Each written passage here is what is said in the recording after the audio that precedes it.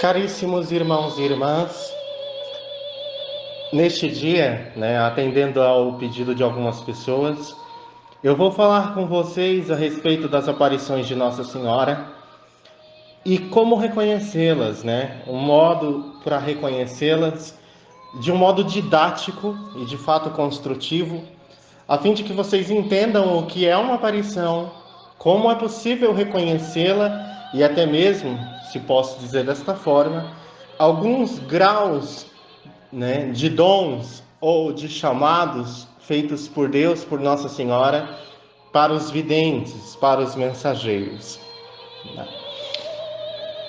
Eu tenho visto um grande esforço das pessoas em tentar explicar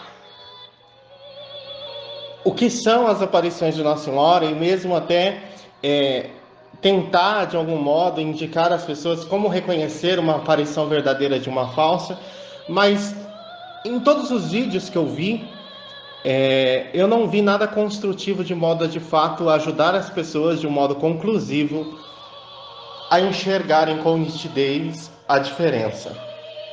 Então vamos lá.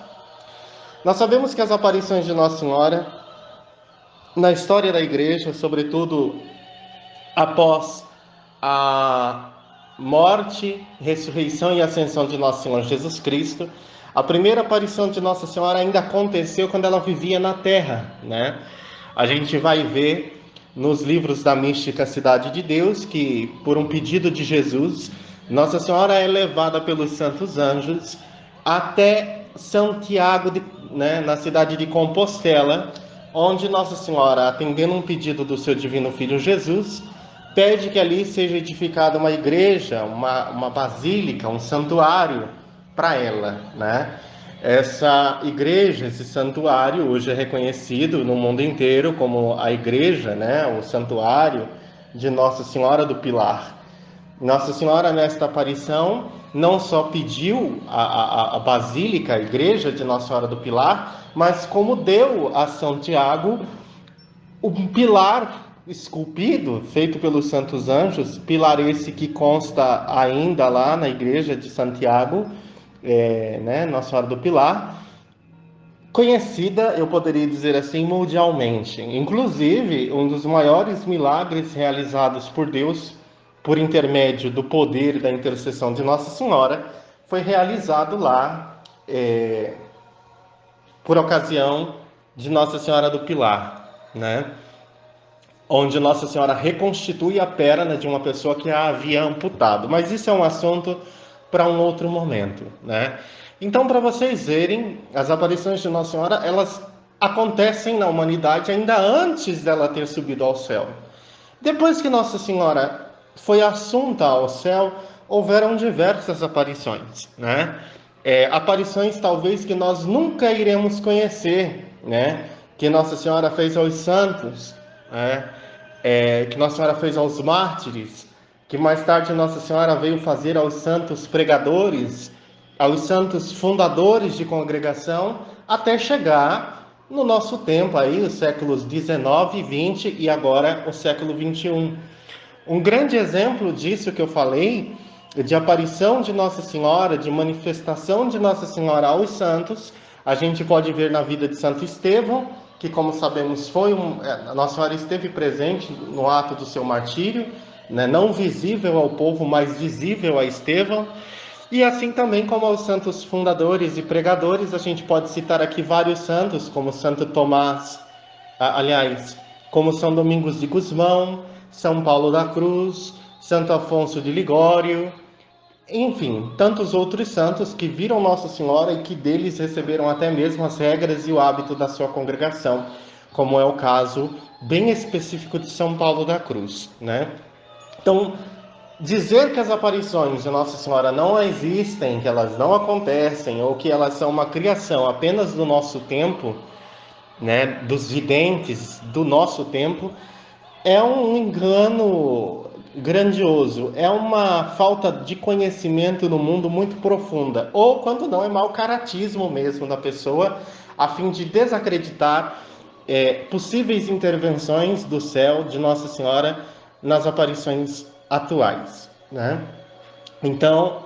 Agora, vocês sabem que aparições de Nossa Senhora são uma coisa, digamos assim, antiga na história da Igreja e que Nossa Senhora o realiza já há muito tempo.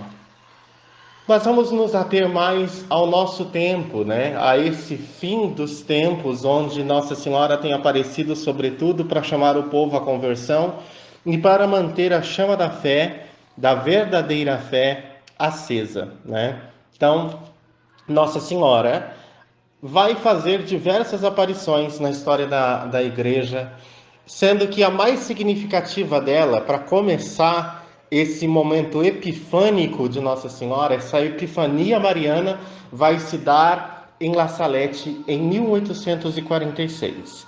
Nossa Senhora vai aparecer em La Salette em 1846, vai aparecer em Lourdes em 1858, se não me engano a data, e assim Nossa Senhora vai fazer uma trajetória de luz para os seus filhos, né?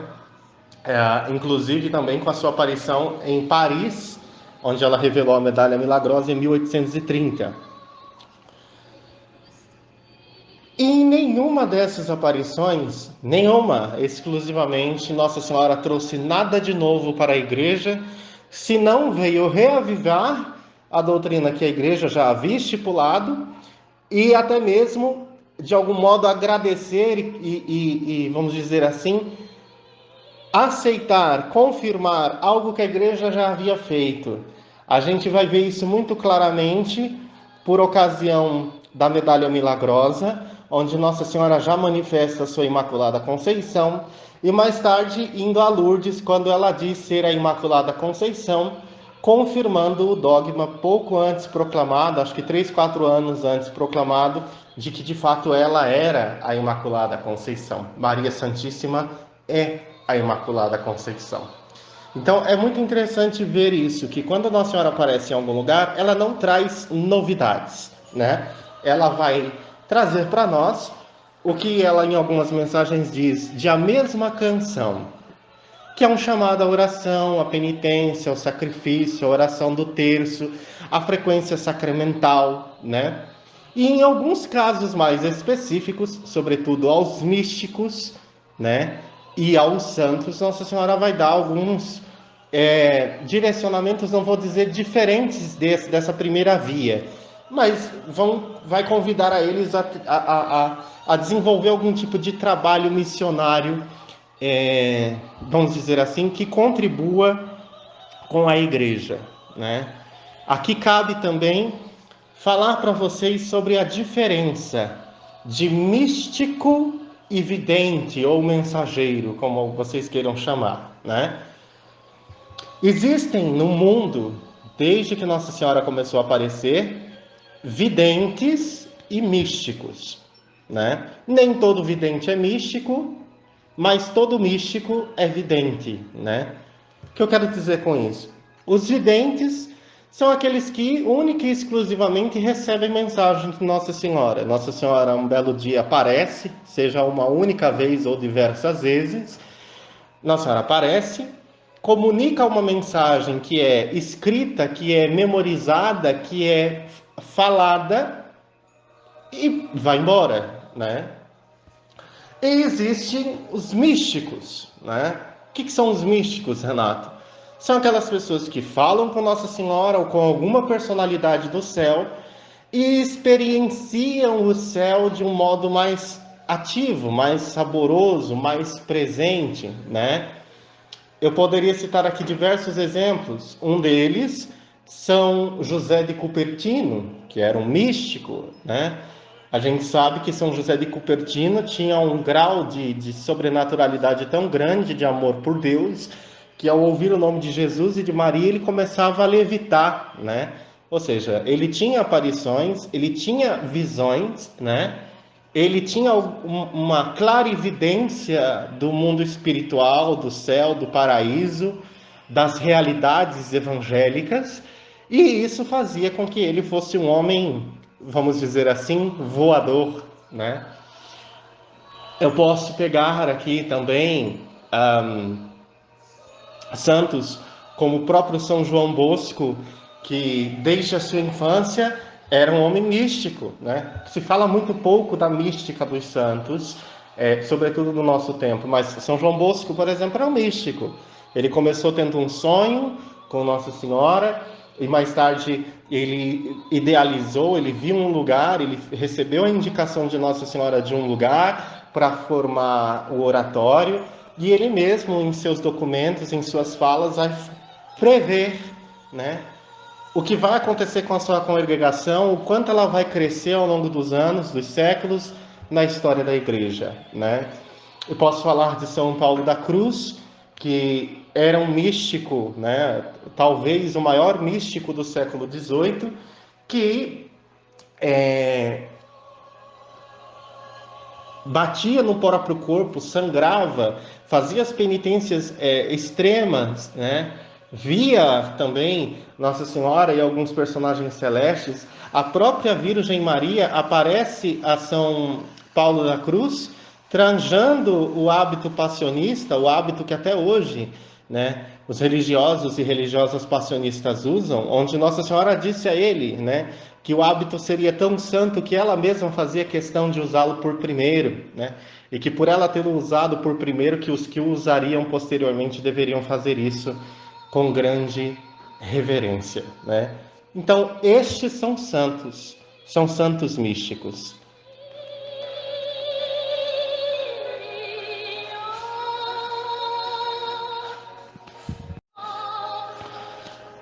Aí vocês poderiam me dizer, mas Renato, você falou muito de santos.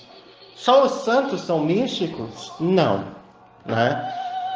E nisso eu posso citar aqui algumas pessoas que a igreja nunca proclamou a santidade, mas que nós sabemos ser pessoas místicas, que contribuíram com a igreja, contribuíram com a compreensão de mistérios, né? Entre essas pessoas eu posso citar, né? Vou citar duas, como Maria Valtorta, né? Uma grande mística que falava com Jesus e Maria e que via como numa tela de cinema a vida de Jesus e Maria. Tanto é que ela escreveu o que a gente chama, na tradução do Brasil, o Evangelho como me foi revelado. São 10 livros, né? Eu não sei se diminuíram a quantidade, mas eram 10 livros, onde Maria Valtorta vai falar da vida de Jesus e Maria com muita particularidade, né?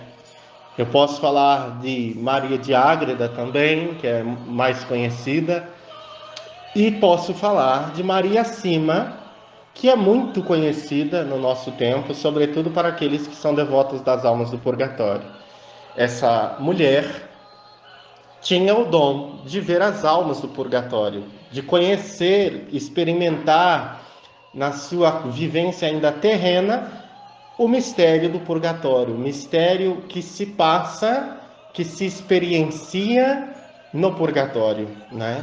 Ela sentia as dores, ela via as almas, ela sabia, né, por revelação dessas próprias almas e de Nossa Senhora, o que essas almas haviam feito para ainda estarem ou estarem no purgatório, né?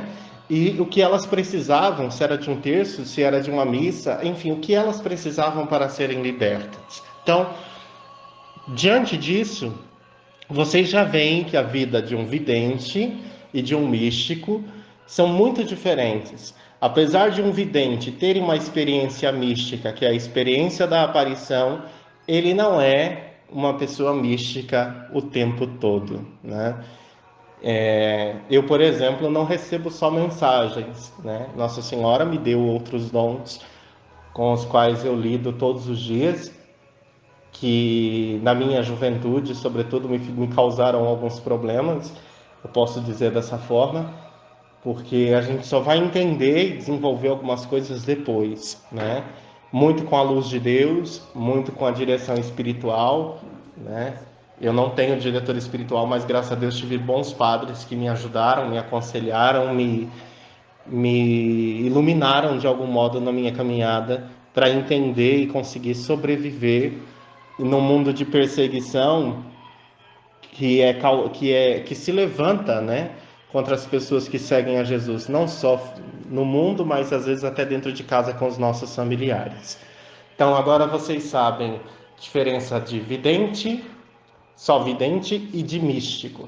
né? Que acredito que muitos de vocês não sabiam. Então, é importante sempre lembrar que, para saber se uma aparição de Nossa Senhora é verdadeira ou não, não é o nome de Nossa Senhora na aparição, não é se lá vai muita gente, não é se lá tem padre ou não. Primeira coisa que a gente deve observar são as mensagens de Nossa Senhora.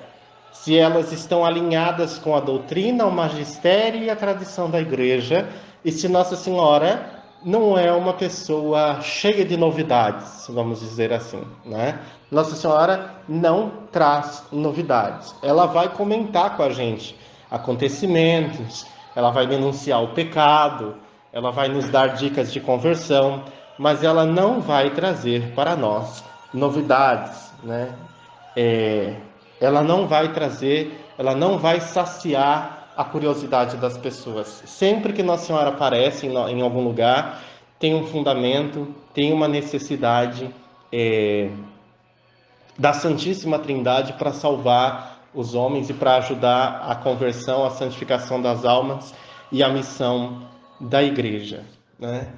Então, se a mensagem de Nossa Senhora ela está alinhada com a tradição da igreja, não é com o padre X, não é com o bispo X, é com a igreja, tá? Não é com o Papa que Nossa Senhora tem que estar alinhada, é com a igreja, né?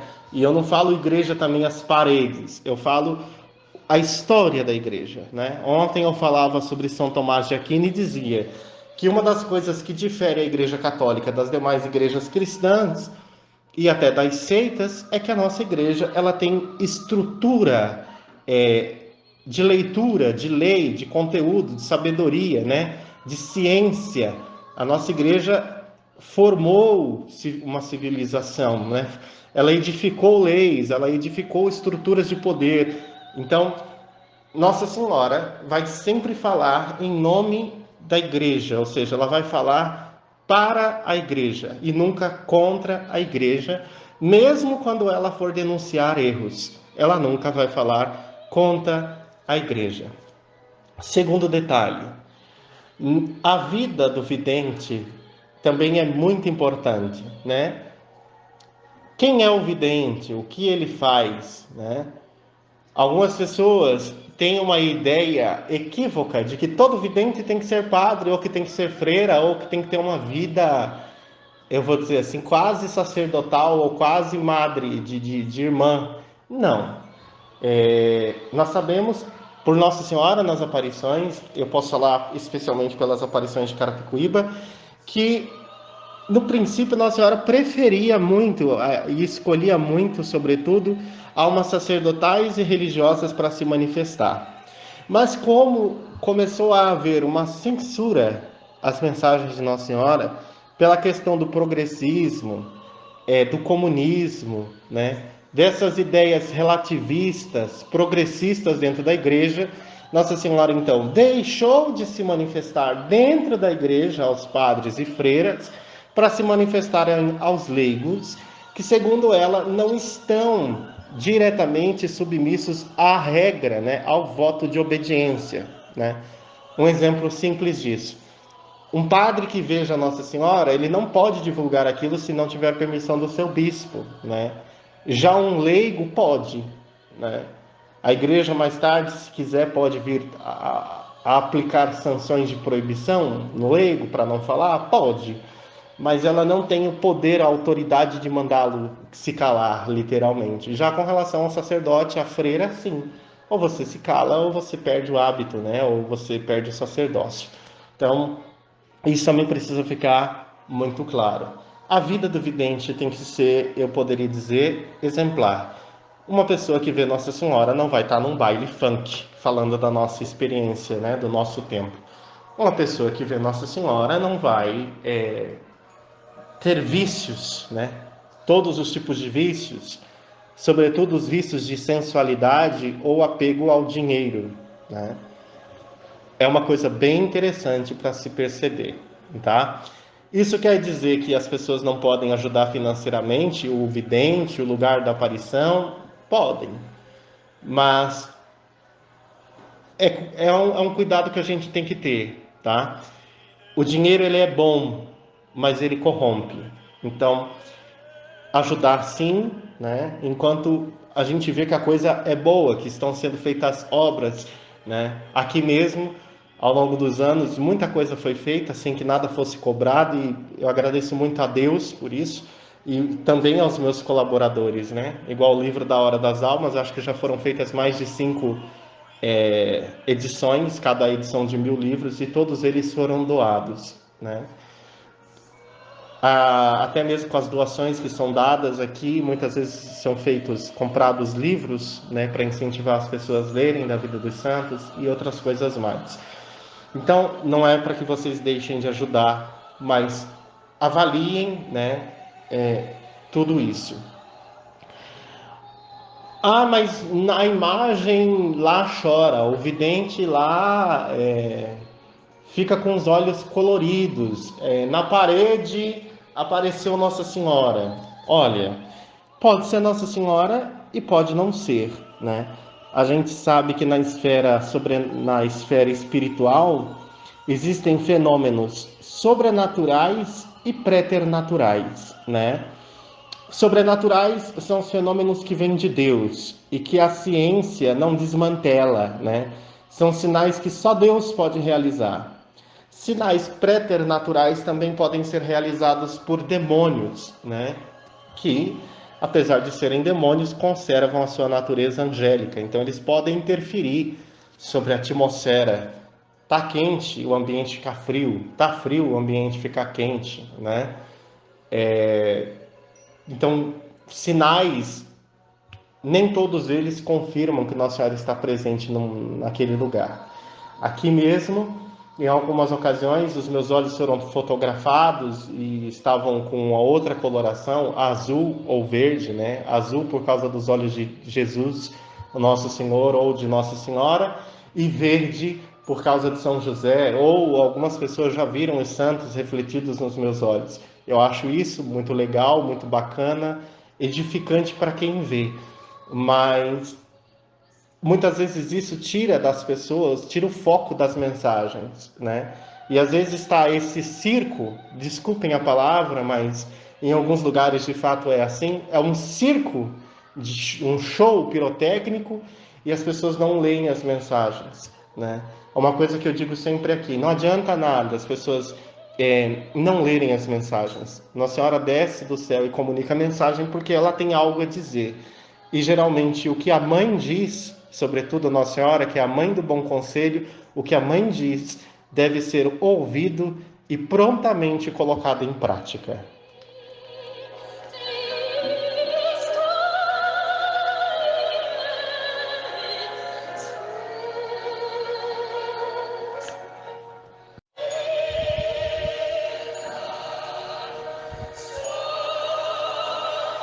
Por fim,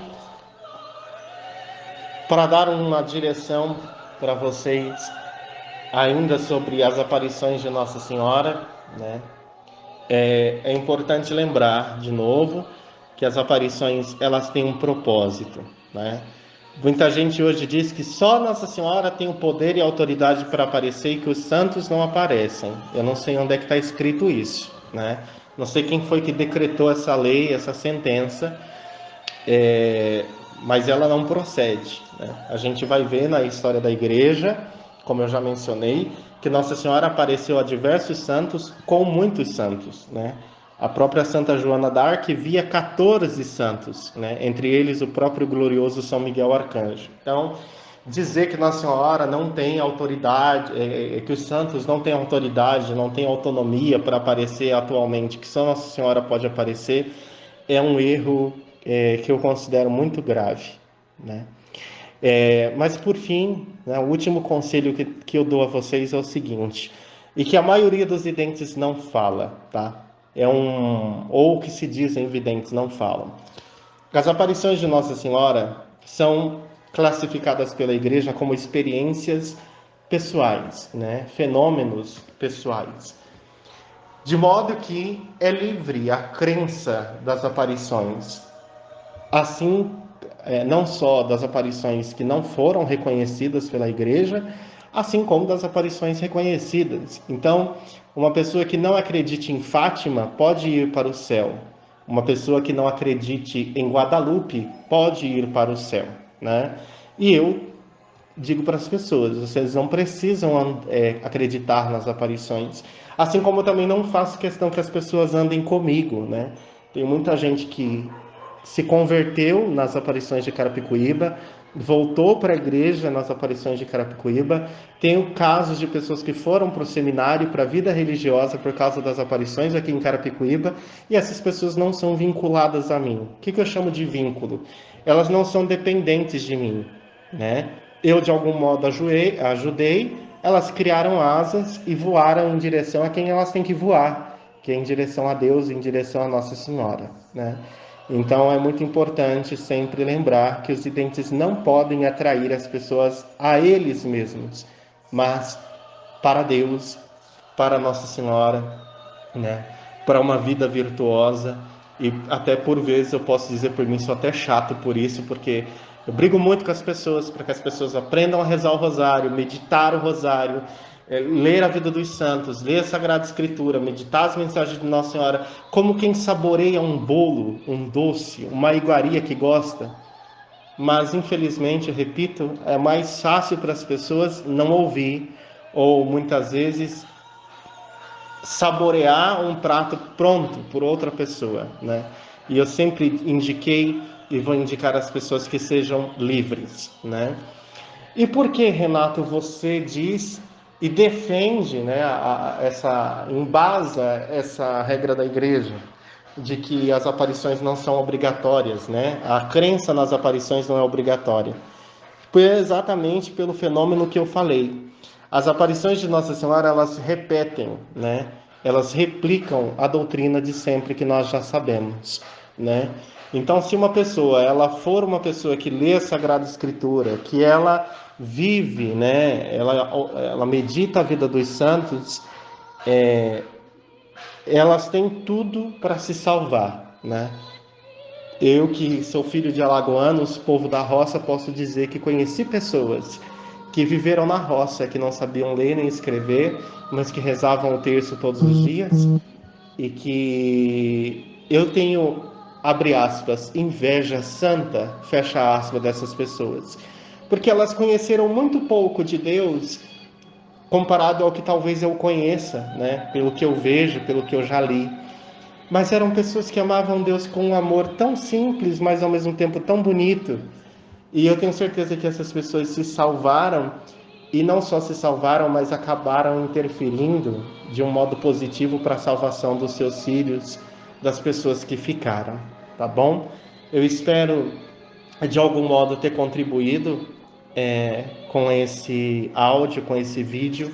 Eu gostaria que vocês compartilhassem esse vídeo, comentassem aqui embaixo, perguntassem, tirassem as dúvidas de vocês sobre as aparições, e na medida do possível eu posso até responder através de comentário, ou se achar necessário vir a gravar um outro vídeo para responder essas perguntas de vocês. Mas não deixem de curtir, de compartilhar, de comentar esse vídeo, a fim de que ele vá até mais pessoas e as pessoas se esclareçam, né, de um modo a não se perderem, tá bom? Muito obrigado, me recomendo a oração de vocês. Salve José, esposo de Maria, salve Maria, Nossa Senhora das Vitórias, Imaculada Conceição, e louvados sejam os Sagrados Corações de Jesus, Maria e José. Até breve, irmãos. Fiquem com Deus.